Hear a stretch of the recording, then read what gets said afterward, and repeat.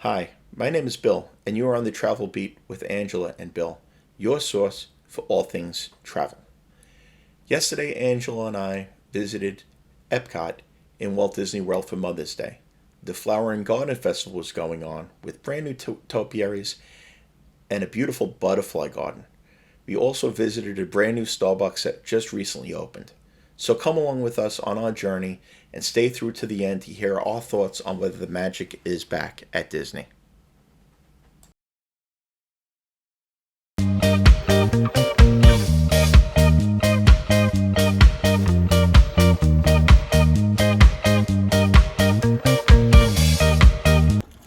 So we've parked. We're walking to the entrance to Epcot now. They do not have the shuttles running, so we're going to walk all the way to the front entrance. Not too bad of a walk. We have about 15-20 minutes. Andrew, you want to tell them about the park reservations and how that works now? Well, before you can get into any of the Disney parks, you need to go online through My Disney Experience, and you have to have a reservation for a park. If you don't have a reservation, they will not let you in. 2 o'clock, you can go to another park, but you still have to go to the first park first, and you must have a hopper to do that. Right, that's the park hopper option. Right. Now, there's different ways of getting in depending on what you have. We have annual passes, but we also stayed at a Disney resort last night, so we were able to get a reservation. Right. So if you have if you are staying on Disney property, you have a better chance of getting a reservation for a park that you want. Also, if you stay at one of the Disney properties, you get one of the benefits is some of the parks you have early hours that you can get in, and it's only for those staying on the Disney property or their neighboring hotels. Yeah, the Good Neighbor hotels. The Marriott Swan Reserve we stayed at last night is one of those. Which is great because you can get in before the crowds do and get on maybe some of those rides that are hard to get on.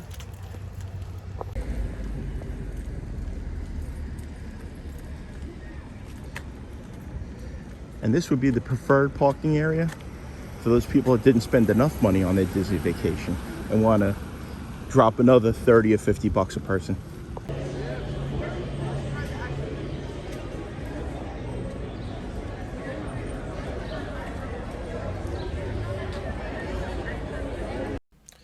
Although reservations were not available for annual pass holders yesterday, as you can see, the lines really weren't too bad. One of the advantages of being a pass holder, though, is a dedicated entrance. Now, not everybody always pays attention to that. This is the entrance to the Flower and Garden Festival. They really stepped it up this year. They added a lot more topiaries.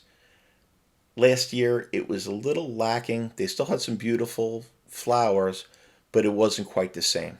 They also have character greetings returned where kids can actually go up and hug the characters now, which is a great thing and really made things much more normal at Disney.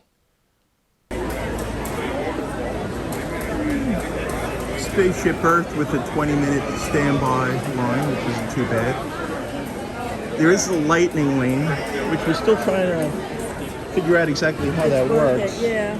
What do you think on the lightning lane? I don't know. I think for like Epcot, it may not be worth it because there's really not that many. Maybe for Magic Kingdom, I think it may be worth it. Yeah, it probably is. Maybe, if it's your only time coming here. Yeah, then definitely. If it's a bucket list trip, but for annual pass holders and people living in the Florida area that come here regularly, it's probably not worth it. Yeah, if you're coming several times, I would say not. Yeah, Disney's still trying to figure out all the kinks behind it, I think. So it's a little more if you're traveling from out of town, you're not coming here much. It might be worth a shot. It saves you a few minutes, but for locals, definitely not. For those that haven't been here in a while, there's a lot of construction going on, and this walkway through has been closed for quite some time. You kind of had to go all the way around the other side. The electric umbrella's gone. Mouse Gears has changed quite a bit. Even the name's changed. Yeah, the names of everything has changed. I forget, Mouse Gear is called something else now. I can't remember. Yeah, we'll figure it out when we get there. And look what we found. Starbucks. This is also new. It's right next to the old Mouse Gears, which is called Creations, kind of in the middle, behind Space Earth as you enter the park. Holy nice new. Oh, beautiful. And the typical Starbucks line.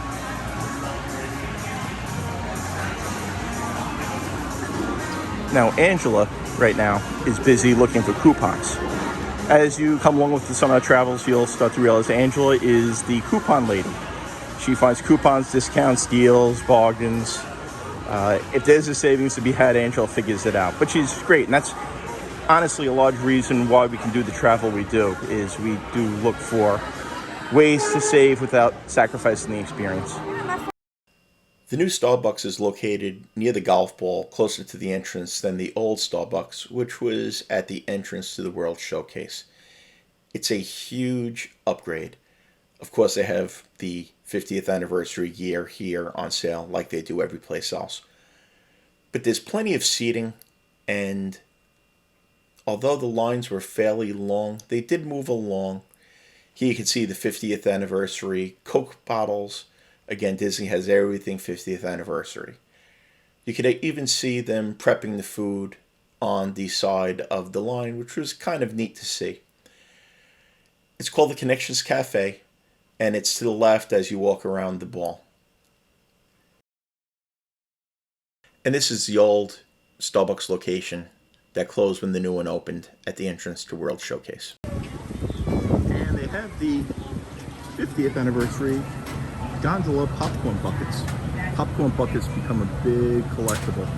Unfortunately, a lot of people buy them and then just sell them on eBay for ridiculously inflated prices.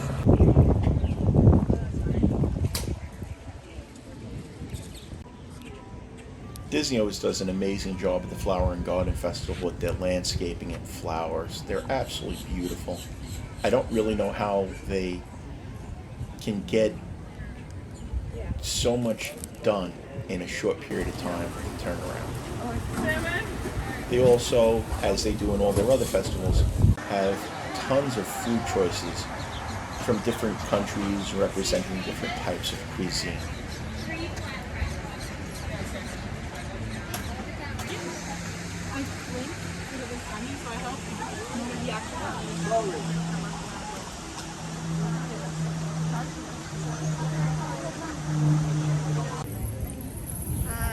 New this year, or at least new to us, was Bambi's Butterfly House. We have never noticed it before. If you've seen this at Flower and Garden previously, leave a comment below. Again, like everything Disney does, it was beautiful. Lots of nice flowers, a lot of education about how to attract butterflies to your own house, different flowers you can plant that will attract butterflies. Really nice. Again, it's a really nice addition to the whole A lot of butterflies. Flower and Garden Festival. Very pretty too. As I said before, this year's Flower and Garden Festival is really different. We had gone to it last year, and quite frankly, there was a lot of budget cutting went on, I believe. They didn't have as many people there. That could have been part of it. But they really stepped it up to pre-COVID levels here. And we had a great time at it.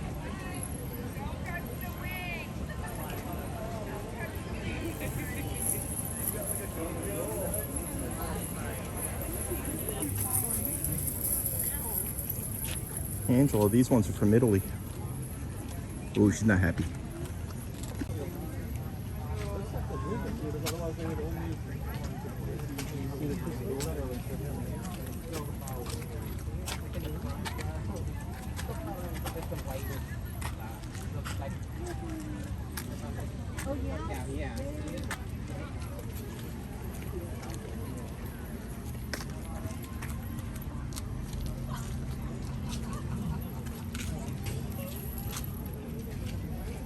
That's wild. Oh, wow. Kind of creepy, actually, Yeah. but cool.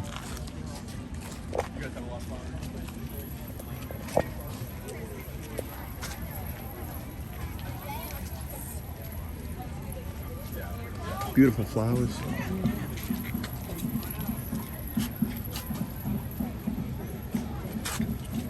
I've never seen this before. It's definitely the first year they're doing it.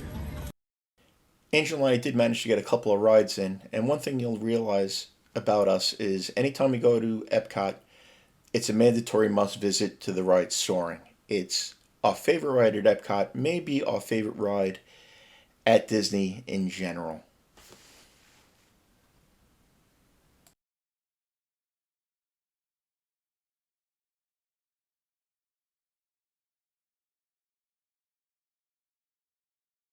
Surprisingly, the line for soaring was only about 25 minutes, which was great. So we were able to get that in, and we were also able to get in another ride later on. Here we are at the Irish pub, the Rose and Crown Room, another must stop for me at Epcot.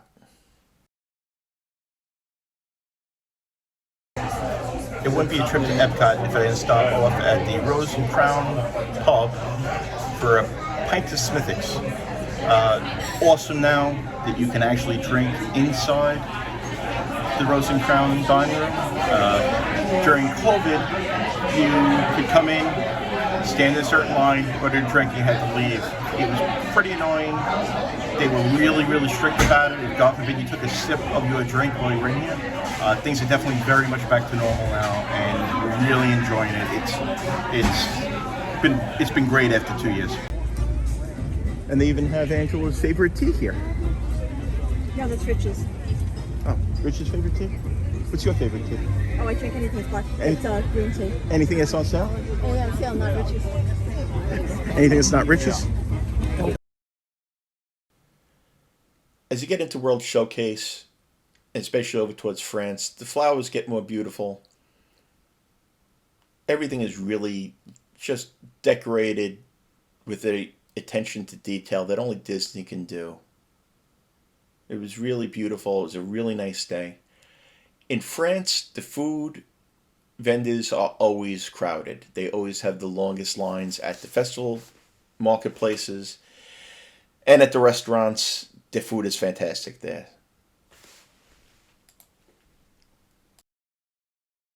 Vous ne pouviez pas mieux tomber. Tout le monde sait que la meilleure cuisine du monde se déguste ici à Paris.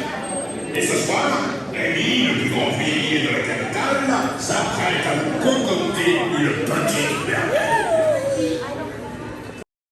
And yes, we were able to get on the newer ride Ratatouille in France, which is a lot of fun if you haven't been on it yet. You get the 3D glasses for Ratatouille, but I'm not sure whether you're supposed to wear these over your glasses or under your glasses or like that. Any ideas? I think it's over the glasses. Over the glasses? Okay, sounds good.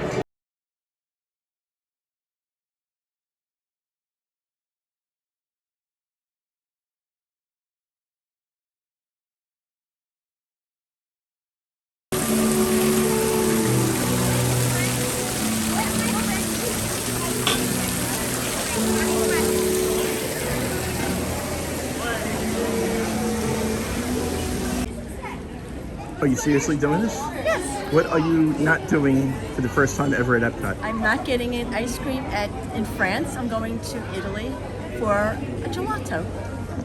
Okay. Here we have the festival map.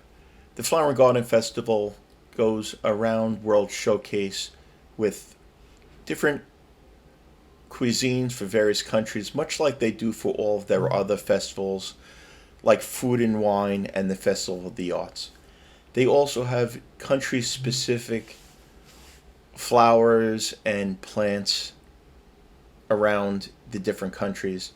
And again, as you can see, foods that are geared towards the country that they represent. Anything else? That's it. 847.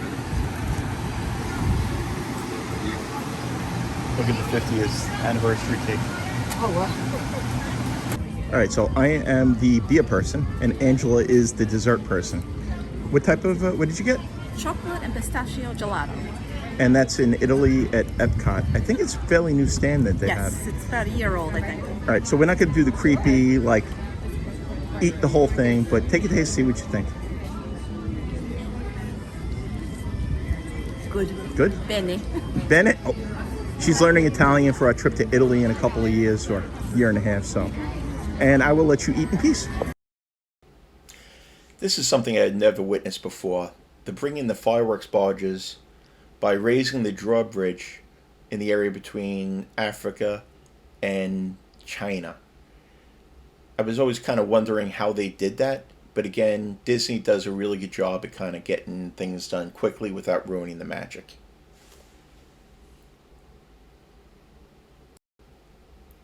All in all, Angela and I had an absolutely fantastic day. It was a little hot yesterday, but there was a nice breeze, and we just really enjoyed it. We really enjoyed having the magic back.